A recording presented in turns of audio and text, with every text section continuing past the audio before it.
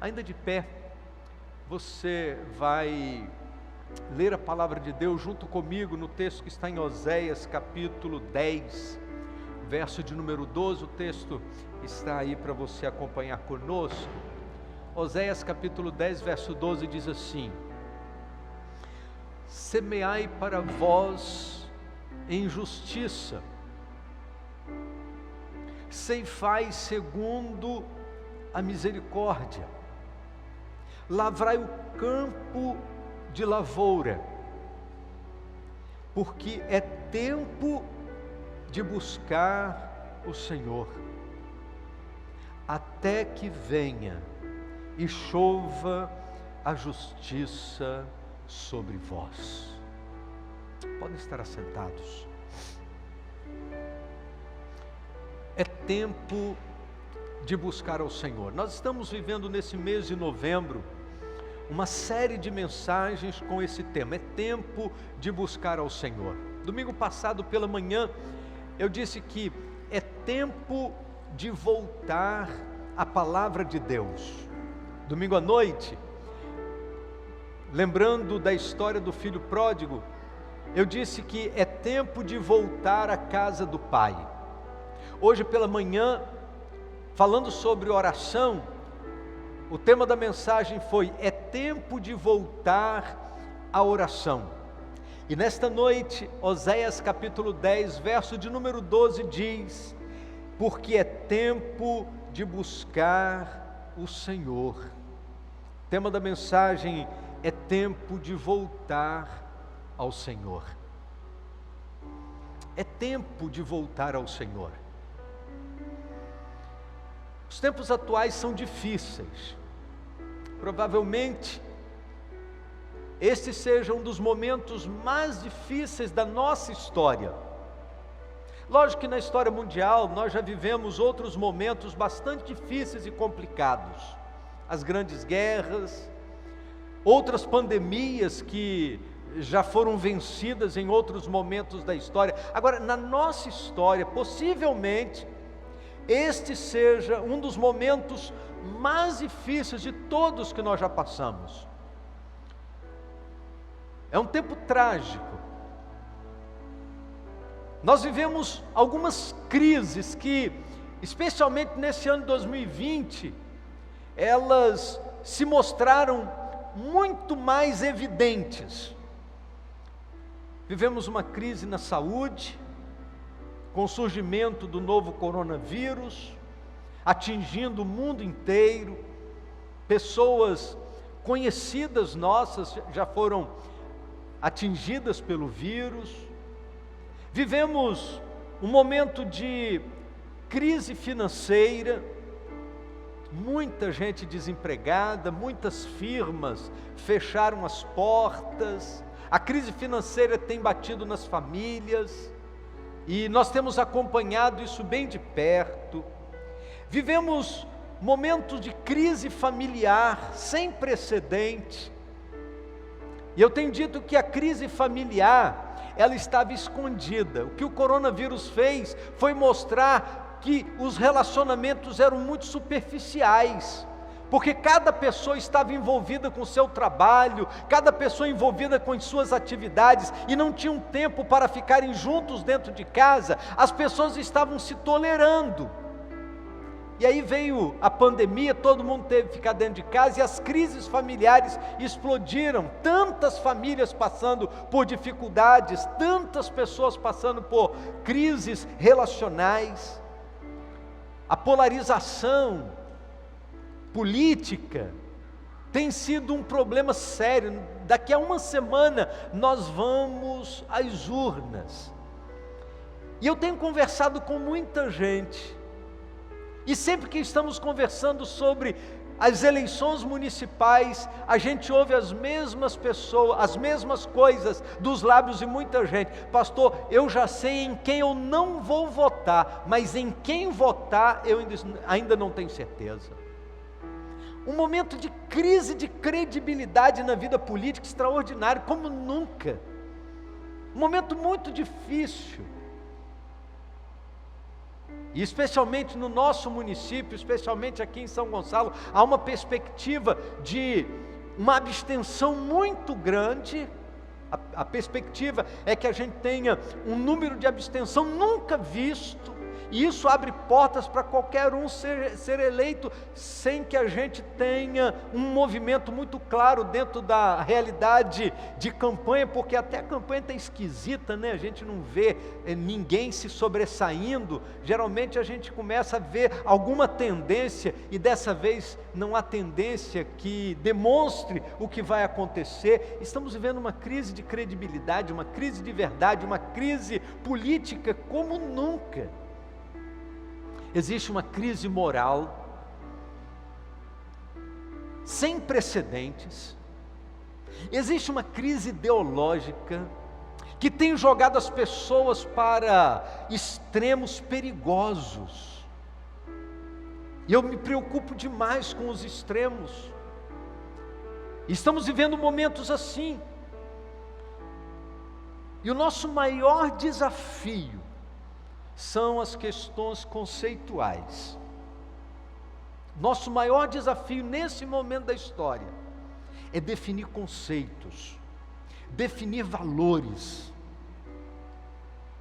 Eu sou pastor há 35 anos, vou completar agora em fevereiro 35 anos de ordenação ministerial. E eu posso dizer para você com todas as letras, é muito diferente ser pastor agora do início do meu ministério. As diferenças são gritantes. Daquilo que eram os problemas de 35 anos atrás, que a gente precisava lidar, e os problemas que a gente precisa lidar neste tempo, por conta das questões conceituais. Os desafios conceituais são tremendos neste momento. Estabelecer valores, estabelecer princípios, viver em determinados valores, em determinados princípios que estão sendo a todo tempo chacoalhados por esse novo momento que estamos vivendo. O momento é extremamente delicado, muito difícil, e por conta disso, a responsabilidade da igreja se torna muito maior, porque ecoa nos nossos ouvidos as palavras de Jesus quando diz: levantai os vossos olhos e vede os campos que estão brancos para a ceifa. As palavras de Jesus, elas continuam ecoando no tempo e na história, e nós precisamos levantar os nossos olhos para perceber as necessidades espirituais deste momento. Na situação em que as coisas estão, não há espaço para negligenciarmos as recomendações da palavra de Deus e ficarmos escondidos dentro do nosso egoísmo. Por isso a Bíblia diz: é tempo de buscar o Senhor. É tempo de buscar o Senhor. Deus tem dado ao homem a oportunidade e o privilégio de buscá-lo. Estamos vivendo e sentindo um forte abatimento espiritual que tem se derramado sobre a vida de muita gente nesses últimos dias. Há muita gente abatida espiritualmente, há muita gente desanimada espiritualmente. Esse tempo de pandemia tem deixado muita gente de pneus arriados, muita gente entristecida, muita gente sem saber para onde ir. E aí eu me lembro de uma palavra de Jesus que está em Mateus capítulo 24, verso 12, quando a palavra de Deus diz assim: e por se multiplicar a iniquidade, o amor de muitos esfriará. A falta de compromisso com a palavra de Deus e com o seu reino é algo assustador nesse tempo. Temos dito que precisamos urgentemente de um avivamento, e não é avivamento que seja fruto de movimentos esporádicos, caracterizados por manifestações emotivas, mas um avivamento que torne a igreja mais frutífera, que torne cada crente mais ardente de amor, que torne cada um de nós mais comprometidos com a palavra e com o reino. Mas para que haja avivamento, é necessário buscarmos incessantemente ao Senhor. O texto de Oséias que nós lemos, capítulo 10, são palavras dirigidas a Israel por causa da imoralidade, da corrupção, da violência.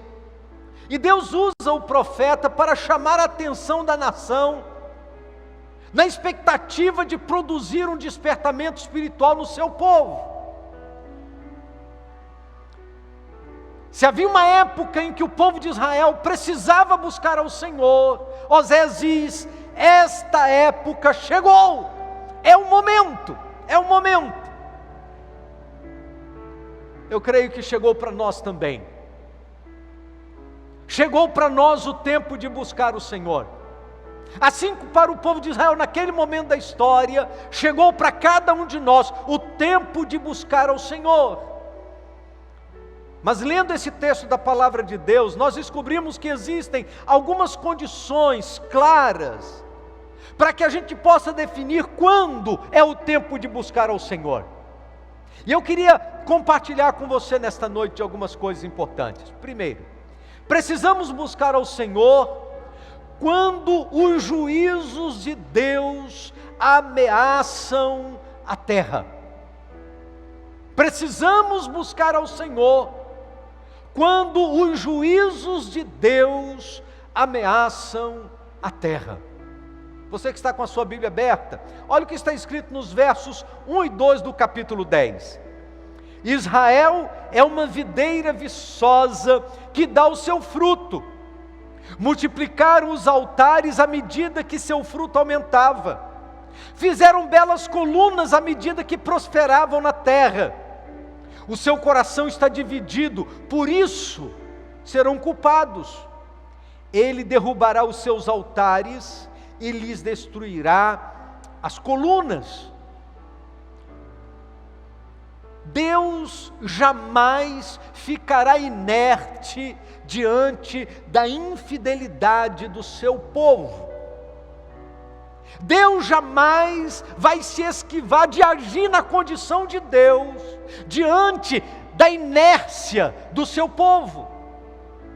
Todo o capítulo 10 é uma profecia que mostra a reação de Deus diante de um povo que, depois de ser abençoado, se desvia da presença de Deus e permita que o seu coração seja dividido.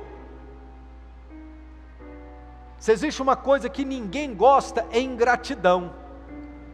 Nós não gostamos de ingratidão em nossos relacionamentos interpessoais. Qual é o pai que gosta da ingratidão do seu filho? Qual é a mãe que gosta da ingratidão do seu filho? Qual é o filho que gosta de lidar com a ingratidão de seus pais? Qual é o amigo que gosta da ingratidão do seu amigo? Ninguém gosta de ser tratado com ingratidão, mas o que a palavra de Deus está dizendo aqui é que Deus também não gosta. O que estava acontecendo é que, depois de serem abençoados por Deus, eles se desviaram do Senhor. Depois de receberem as bênçãos de Deus, o povo se desviou da presença do Senhor. Depois de receberem o cuidado e as provisões de Deus, ao invés de serem gratos e viverem intensamente na presença de Deus, diz a palavra do Senhor que eles foram construir altares, que eles foram estabelecer colunas, eles se tornaram infiéis ao Senhor, se envolveram com a idolatria, mesmo sendo abençoados por Deus. Ah, queridos, será que este é um caso isolado da história? Será que não tem sido esta prática ainda comum em nossos dias? Quantas pessoas nos momentos de crise e dificuldade, dizem: Senhor, se o Senhor me abençoar, eu vou ser fiel. Se o Senhor me curar, eu vou viver para o Senhor para o resto da vida. Se o Senhor me abençoar e me der um emprego, eu vou ser fiel, eu vou trabalhar no ministério, eu vou me envolver na tua obra. Se o Senhor fizer isso, eu vou fazer aquilo. Quantas vezes, em meio ao nosso sofrimento e angústia, fazemos promessas de fidelidade, fazemos promessas de entrega incondicional da nossa vida, até que as coisas se acalmam, e a gente simplesmente se esquece de Deus e joga no lixo todas as promessas feitas. O juízo de Deus se manifesta sempre que o povo esquece da aliança. Nada escapa aos olhos e ao conhecimento de Deus. Por isso Provérbios 15:3 diz que os olhos do Senhor estão em todo lugar, vigiando maus e bons. Deus olha todos, Deus contempla todos, Deus sabe de tudo. E eu gostaria de fazer uma pergunta, meu irmão, minha irmã: o que Deus vê quando olha para a sua vida? O que Deus vê quando olha para você?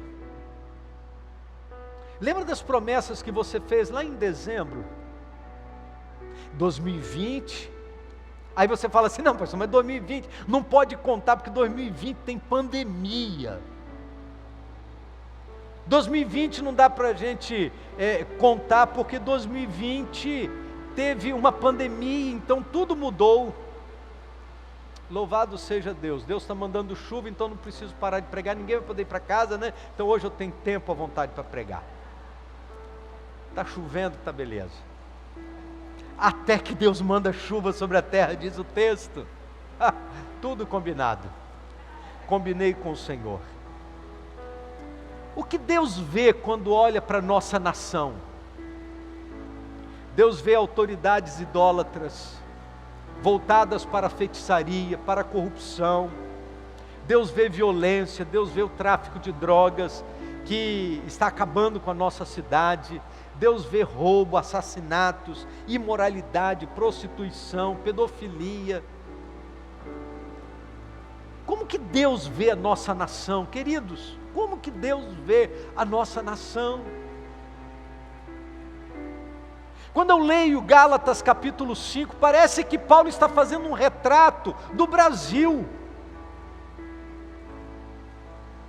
Gálatas capítulo 5, os versos de 19 a 21 diz assim: as obras da carne são evidentes, a saber, imoralidade, impureza, indecência, idolatria, feitiçaria, inimizade, rivalidade, ciúmes, iras, ambição egoísta, discórdias, partidarismo, inveja, bebedeira, orgia e coisas semelhantes a estas, contra as quais vos previno, como já antes vos preveni: os que tais coisas praticam não herdarão o reino de Deus. Parece que Paulo está fazendo uma xerox da nossa história, parece que ele está tirando um retrato da nossa atualidade, descrevendo o momento da nossa história. Os pecados da nossa geração estão enchendo a taça. A impiedade reina no coração humano, e a única esperança é a igreja e a pregação do Evangelho. Presta atenção nisso.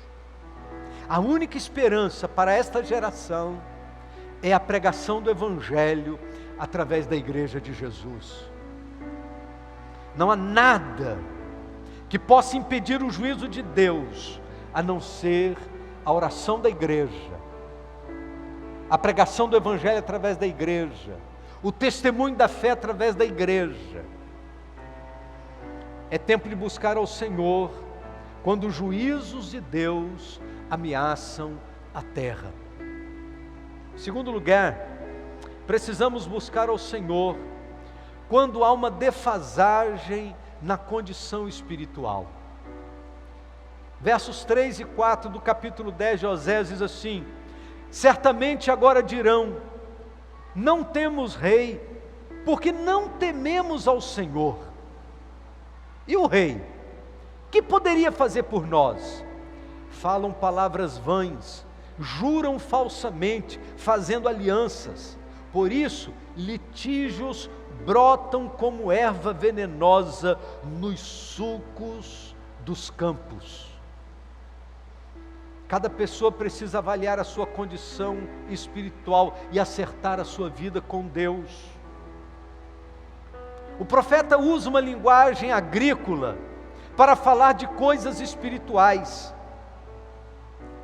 E existem alguns fatores que mostram a defasagem espiritual na vida daquele povo, e certamente pode ser aplicada para a defasagem espiritual que está acontecendo neste tempo, na nossa geração. Eu queria falar de algumas coisas. Primeiro, indiferença à necessidade espiritual dos perdidos. Talvez você me diria assim, mas pastor, esta não é uma história restrita a esse momento da história. Não, nós vamos ver outros momentos da história, em que a indiferença às necessidades espirituais dos perdidos marcou a vida das pessoas. Por exemplo, você se lembra da história de Jonas? Deus diz para Jonas assim: vá a Nínive, clame contra ela, porque o pecado de Nínive se multiplicou tanto que chegou diante de mim. Vá a Nínive. E ao invés de ir a Nínive, diz a palavra de Deus que Jonas fugiu para Tarsis, para não cumprir o propósito do Senhor. A indiferença ao pecado de Nínive faz com que ele desvie o rumo da sua vida. E diz a palavra de Deus que no barco ele dormia, o profeta dormia, e os marinheiros pagãos clamavam cada um ao seu Deus. Eu fico impressionado. O profeta de Deus dormia, e os marinheiros pagãos, cada um clamava ao seu Deus. Isso tem acontecido nesse tempo da história também, queridos. Quando tantos pagãos estão mais preocupados do que nós. Quando tantos pagãos, pessoas que não têm o conhecimento da verdade, estão preocupados, clamando aos seus deuses. O único que conhecia o Deus vivo dormia naquele barco. Se somos indiferentes aos perdidos, nossa condição espiritual encontra-se embaixo e precisamos buscar ao Senhor para que Ele traga um despertamento espiritual urgente para a nossa vida. E aí, querido, ninguém pode avaliar a vida de outrem. Cada um precisa avaliar a si mesmo. Qual é a importância do perdido na sua vida? Tem muita gente que pensa assim: eu já vou para o céu mesmo, meu nome já está escrito no livro da vida, eu já tenho a minha salvação garantida, agora o resto não está em minhas mãos. Mas a Bíblia diz que a gente precisa proclamar o Evangelho, porque se o atalaia não proclamar, o sangue requerirei das suas mãos. Talvez um dos grandes problemas do nosso tempo é que, por conta do medo, da incerteza, da insegurança, a gente repete a mesma coisa que aconteceu com Pedro. A Bíblia diz que quando Jesus é levado para a crucificação, enquanto alguns discípulos fugiram, simplesmente sumiram do mapa, a Bíblia diz que Pedro seguia a Jesus de longe. Sabe, um dos grandes problemas é a gente achar que pode seguir a Jesus assim, numa distância de segurança. Isso significa: não vou me comprometer muito, não vou me envolver muito, vou me envolver, mas dentro de uma distância de segurança, porque se eu me envolver demais, vão me chamar de fanático, Se eu me envolver demais, vão me caracterizar como um translocado. Eu vou me envolver com o Evangelho, eu vou me envolver com Jesus, mas eu vou ficar de longe. E diz a palavra de Deus que quando a gente segue a Jesus de longe, a gente corre o mesmo risco daquilo que aconteceu com Pedro. A Bíblia diz que ele foi se aquecer no fogo daqueles que zombavam de Jesus. Quando a gente segue a Jesus de longe, a gente se permite aquecer por aqueles que não amam a Jesus, e a gente fica ouvindo as histórias daqueles que não amam a Jesus, que zombam de Jesus. Sabe que isso tem acontecido, querido? Tem muita gente oferecendo os seus ouvidos para aqueles que zombam do Evangelho, para aqueles que zombam de Jesus, porque demonstram um distanciamento terrível de andar com Jesus. E aí são infectados. No ambiente acadêmico, não tem palavra para poder rebater, não tem autoridade espiritual para poder defender a verdade, são levados e infectados. E sabe o que acontece? A mesma coisa que aconteceu com Pedro. São capazes de negar a Jesus na hora da provação. E naquele momento crucial, diz a palavra de Deus, que disseram para Pedro: você é um deles. Eles: eu não. E por 3 vezes: eu não, eu não. Até que o galo cantou, para avisar a Pedro da sua indiferença. E a Bíblia diz que naquele momento ele cai em si. Ele chora amargamente. Talvez seja esse momento, querido, para que algo de Deus, quem sabe um galo cantar, para que você possa acordar da negligência e da indiferença, e possa voltar para o Senhor de todo o seu coração. Em terceiro lugar, precisamos buscar ao Senhor quando Deus quer derramar sobre nós as suas bênçãos. O texto descreve o grau da bênção que Deus quer derramar. Diz o finalzinho do verso 12: é tempo de buscar ao Senhor, até que Ele venha e chova a justiça sobre nós. O texto é um chamamento. As chuvas de Deus estão disponíveis. As chuvas das bênçãos do Senhor precisam recair sobre nós. Deus tem bênçãos abundantes, mas o céu só vai se abrir para que as chuvas de Deus possam cair de maneira copiosa, abundante sobre a nossa vida. Mas o texto diz que aí também tem condição. Quais as condições para que Ele derrame suas bênçãos, para que a chuva de Deus caia sobre nós? Diz o texto: primeiro, é preciso haver arrependimento. Talvez você diga: mas pastor, onde está a palavra arrependimento nesse verso? Olha, está escrito aí: lavrai o campo de lavoura. Lavrai o campo de lavoura. O que significa lavrar o campo de lavoura?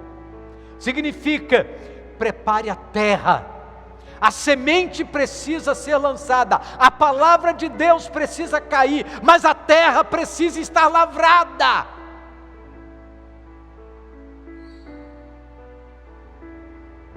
O coração precisa ser uma terra preparada para receber a palavra. É preciso quebrar os torrões, arrancar os tocos, retirar as raízes. Não adianta chover se a terra não estiver preparada. Não adianta Deus mandar chuva abundante se o coração estiver preso, se o coração estiver fechado, não adianta Deus mandar as suas bênçãos, se nós não estivermos preparados para recebê-las. Por isso a palavra de Deus diz: lavrai o campo da lavoura. Meu irmão, minha irmã, só você pode tratar do seu coração. Você não pode tratar do coração do seu marido, da sua esposa, do seu filho. Cada um de nós precisamos tratar do nosso coração e permitir que o nosso coração seja lavrado, para que ele esteja preparado para as chuvas de Deus. É cada um. E nesta noite você precisa olhar para si mesmo e avaliar como está o seu coração, e quem sabe deixar Deus preparar, arrancar os tocos, quebrar os torrões, para que o nosso coração seja terra fértil e pronta.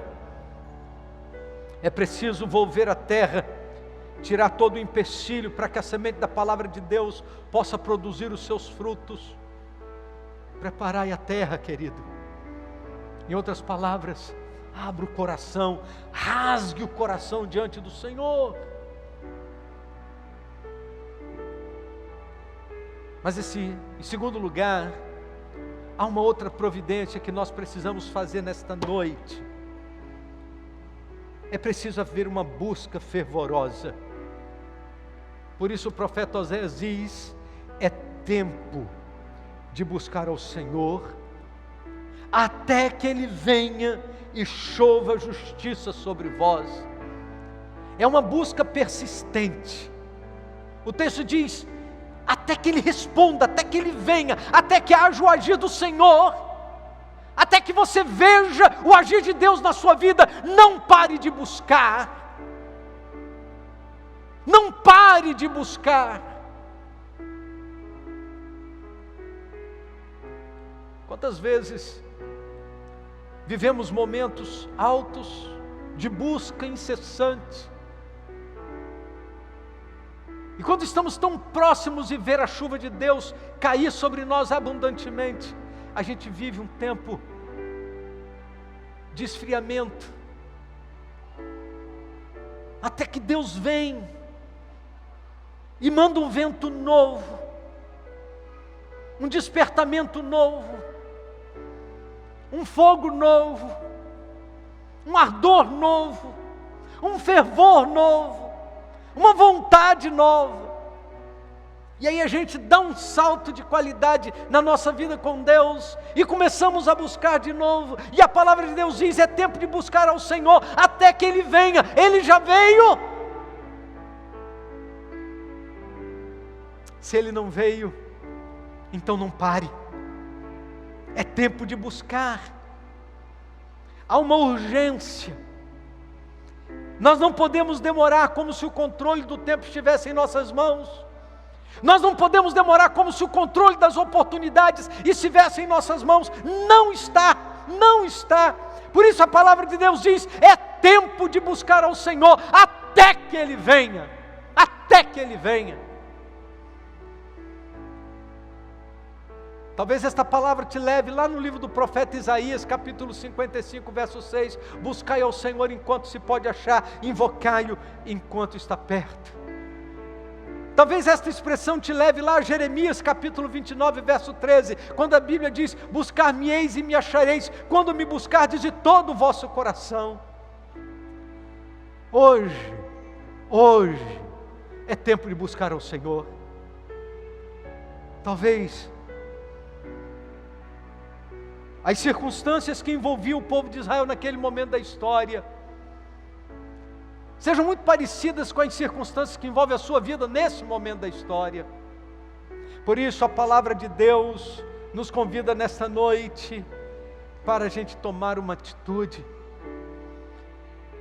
O texto diz: semeai para vós em justiça, ceifai segundo a misericórdia, lavrai o campo da lavoura, porque é tempo de buscar o Senhor, até que venha e chova a justiça sobre vós.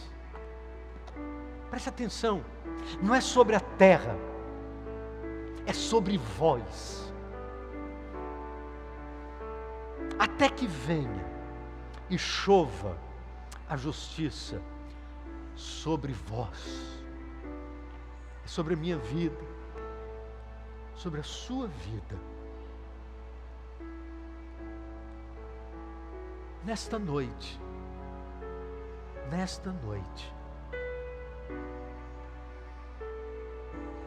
é tempo de buscar o Senhor. Eu gostaria de saber, porque Osés estava falando para quem?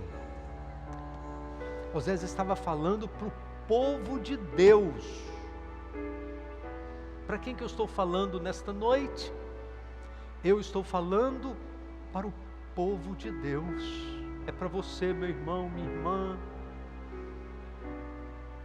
Para nós.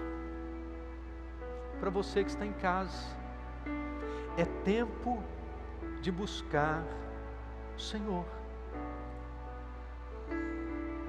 Até que Ele venha com intensidade, com segurança, com perseverança, até que Ele venha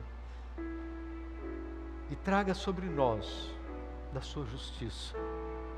É tempo de buscar o Senhor.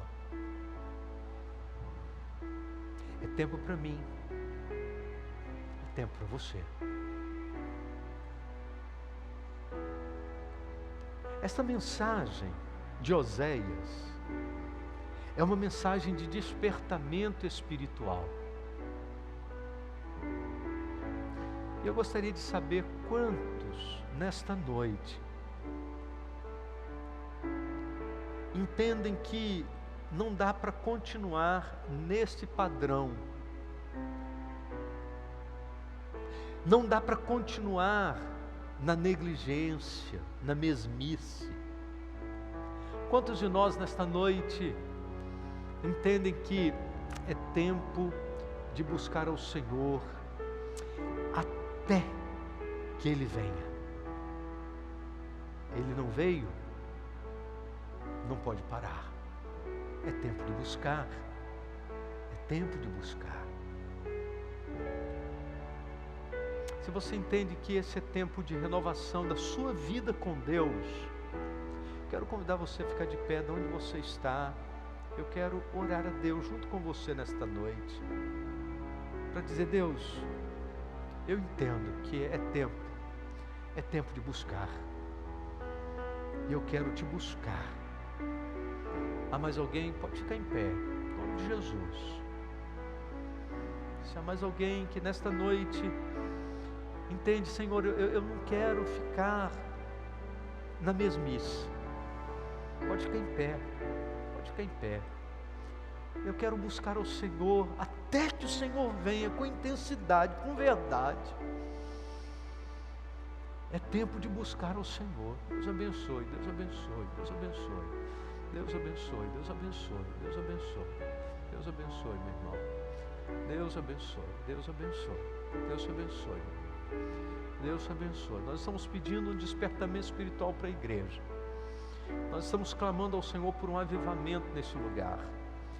Mas isso só vai acontecer se a gente buscar o Senhor.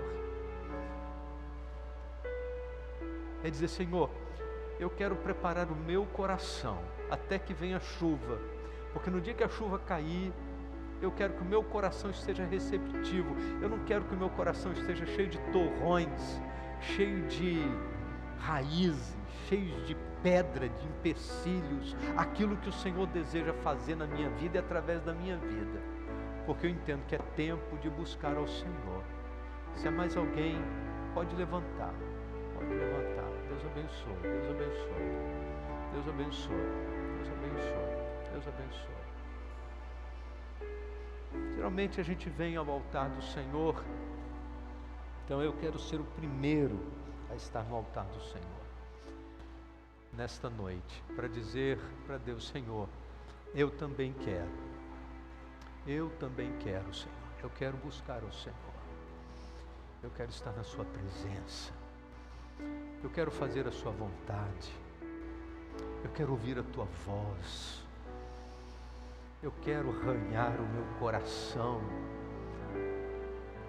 rasgar a minha alma, até que o Senhor venha e traga chuva sobre a terra. Eu quero isso para a minha vida e para a vida dos meus irmãos. Meu irmão, deixa Deus rasgar o seu coração nesta noite.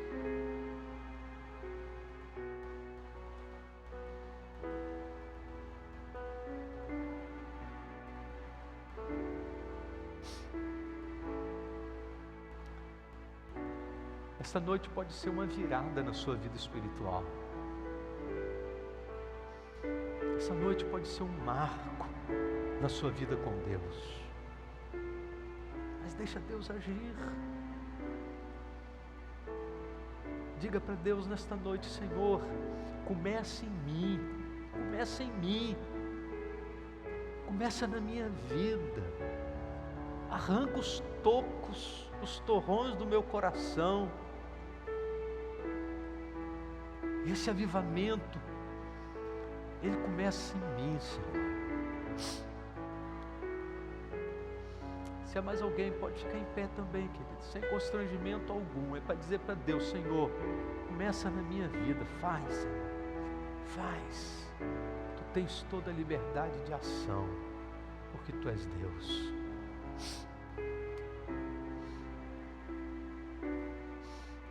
A palavra de Deus diz: rasgai o vosso coração e não as vossas vestes. Quando a gente rasga o coração diante dele e a gente diz: Deus, realiza, faz, Ele vem com o seu poder e Ele faz chover abundantemente, abundantemente. Oh Deus, aqui estamos nós, ó Deus, o Teu povo.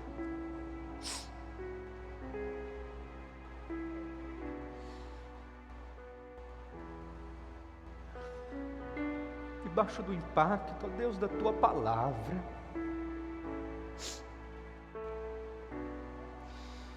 Que nos desafia, Deus, a buscar ao Senhor. Que nos desafia, Deus, a arar a terra, a rasgar o coração, a preparar a alma, porque nós cremos, ó Deus, que Tu tens uma chuva de bênçãos para derramar sobre a vida do Teu povo. E que, ó Deus, não haja empecilho algum ao propósito do Senhor, que não haja empecilho algum aos planos do Senhor.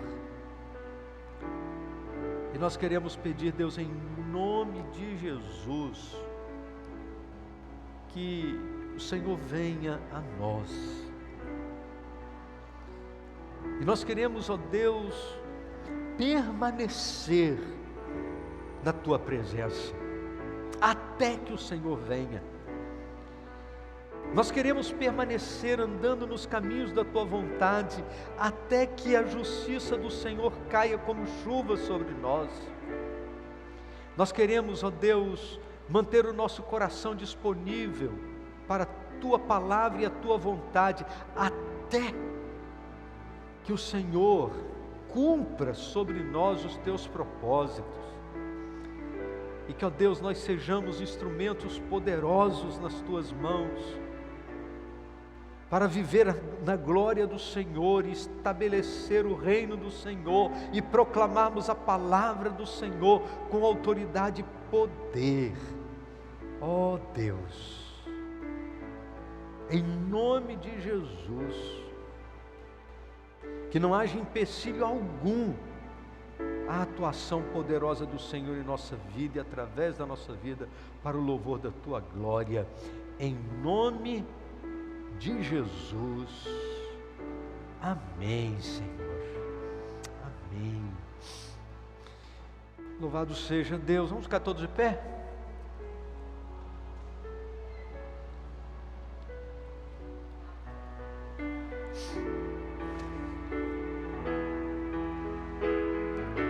Vamos cantar? Seu maravilhoso olhar, seu maravilhoso olhar, transformou meu ser, todo meu viver, seu maravilhoso olhar. Mais uma vez, seu maravilhoso olhar, seu maravilhoso olhar, transformou meu ser, todo meu viver, seu maravilhoso olhar. Amém?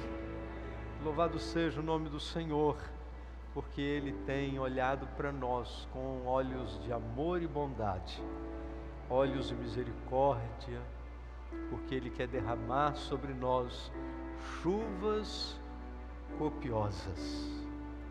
Que as chuvas de Deus sejam derramadas sobre sua vida, nesta noite, durante esta semana, em seus relacionamentos, que as chuvas de Deus se façam presentes na sua vida e na sua história, em nome de Jesus. Amém, irmãos? Amém.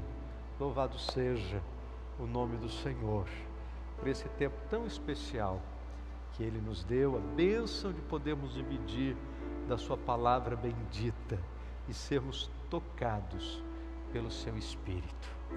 Amém?